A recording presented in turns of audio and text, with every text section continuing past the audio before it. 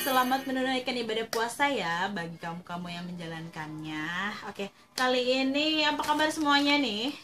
Kangen gak sama aku? Wow, kangen banget sama kalian. Semoga kalian juga kangen ya sama aku. Yang baru bergabung, subscribe. Yang subscribe insya Allah dapat pahala.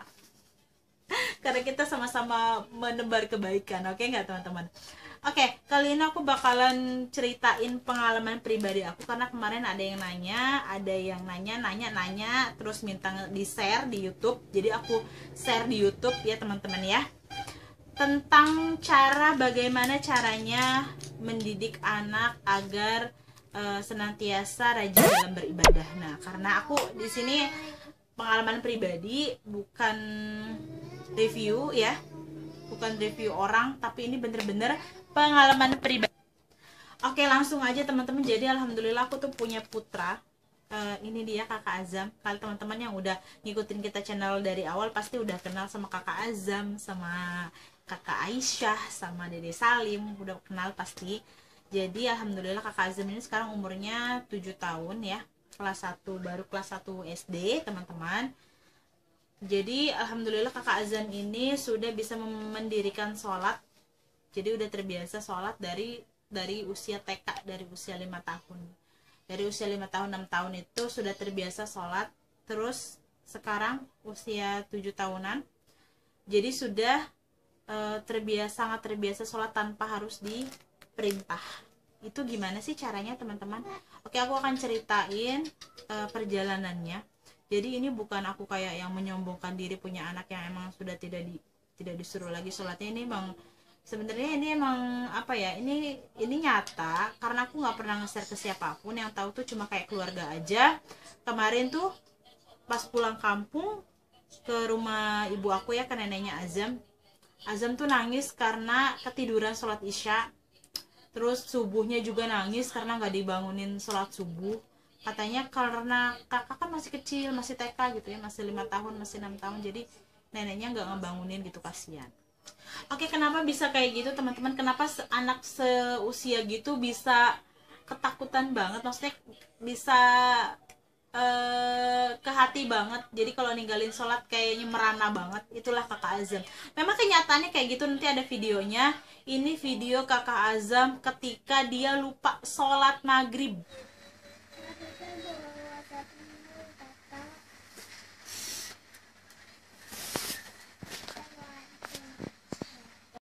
Kakak kenapa?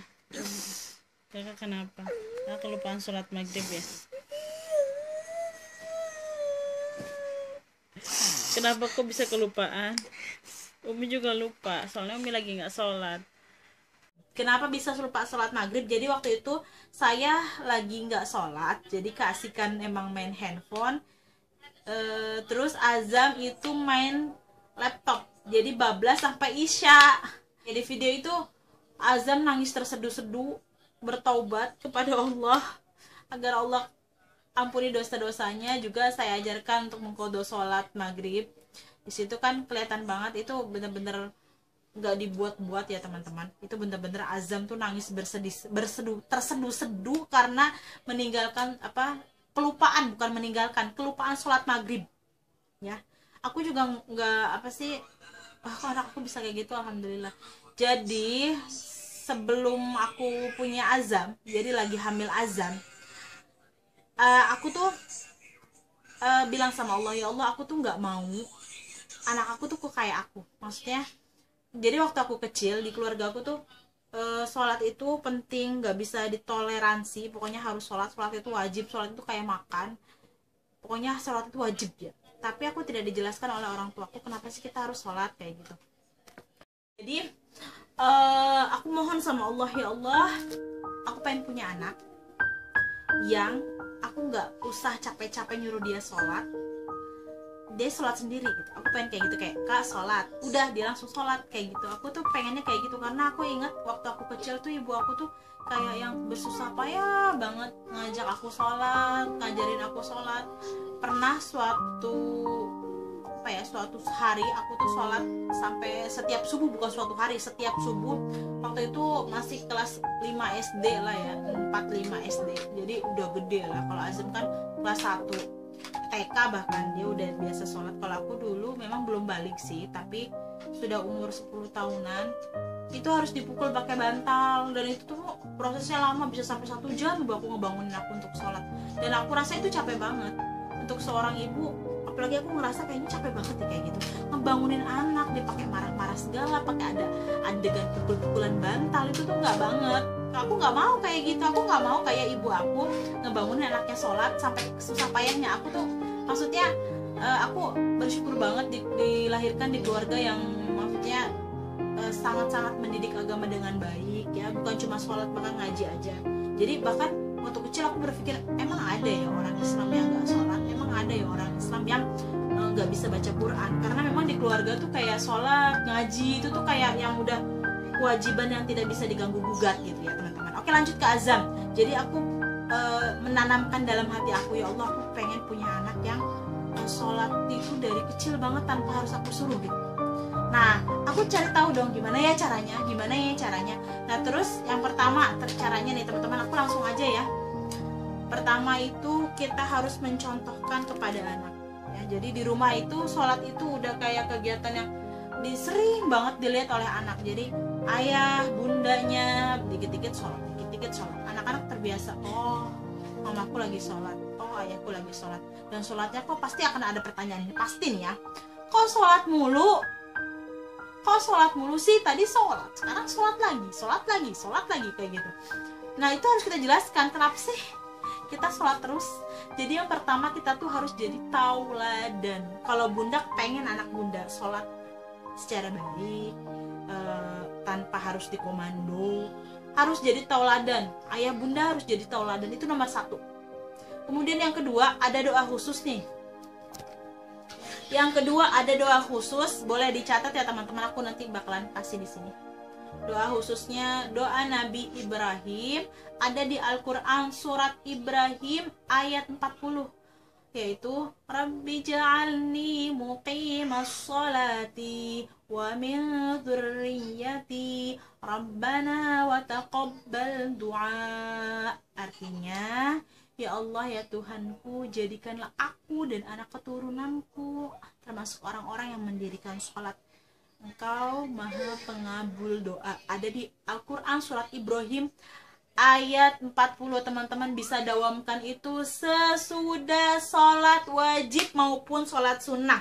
Ini bukan hoax, ini bukan katanya doa ini itu memang mustajab. Aku udah ngamalin ini, dan bukan cuma aku yang ngamalin ini, tapi banyak ibu-ibu yang lain, dan hasilnya 100% ijabah Allah.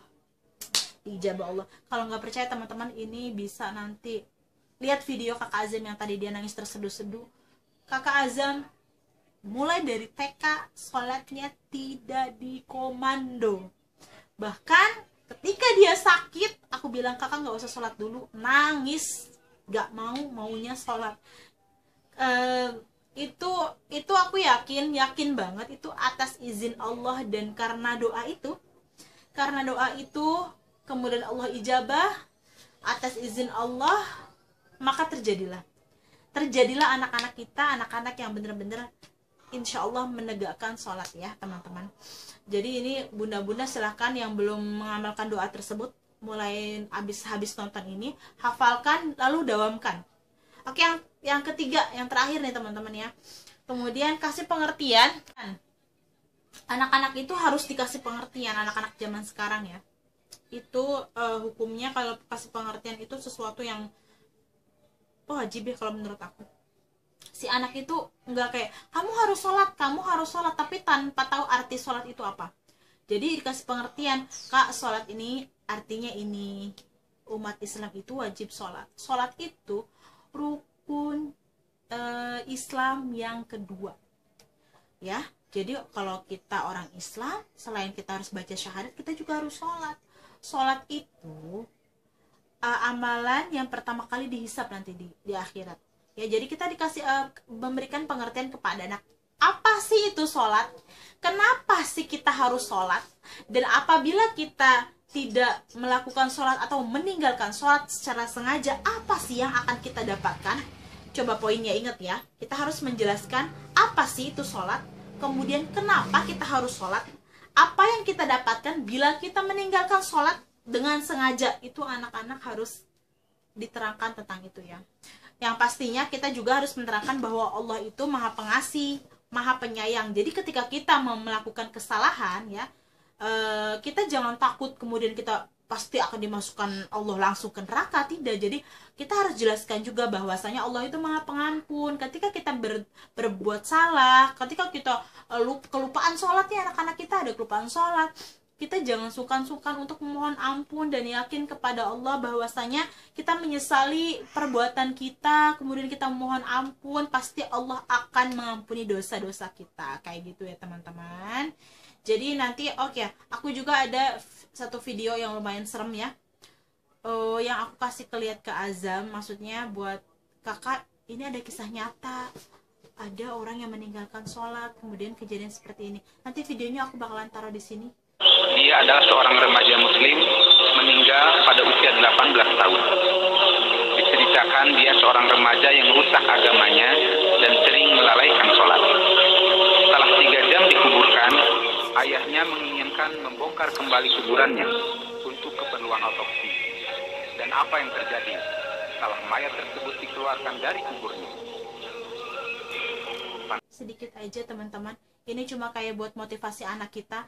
Dan ini dikasihnya ketika anak usia sudah berpikir ya, jadi udah membedakan mana yang benar mana yang salah. Ketika kakak Azam tuh, aku kasih video ini, kakak Azam tuh usia kayak 7 tahun, sekarang mau ke 8 tahun, jadi baru-baru ini. Bukan dia usia TK. Kalau usia TK mungkin dia nalarnya belum, masih kayak yang bingung. Tapi video ini aku kasih ke Azam tuh ketika dia memang sudah bisa membedakan mana yang benar dan mana yang salah. Jadi usianya 7 mau ke 8 ya. Kakak Azam tuh ya berarti belakangan ini, karena sekarang kakak Azam itu umurnya 7 mau ke 8, jadi jalan 8 tahun kayak gitu ya teman-teman. Oke teman-teman, terima kasih yang udah nonton video ini. Jangan lupa subscribe, like, and comment. Semoga bermanfaat, dan jangan lupa mampir terus ke kita channel. Terima kasih, semoga bermanfaat. Wassalamualaikum warahmatullahi wabarakatuh.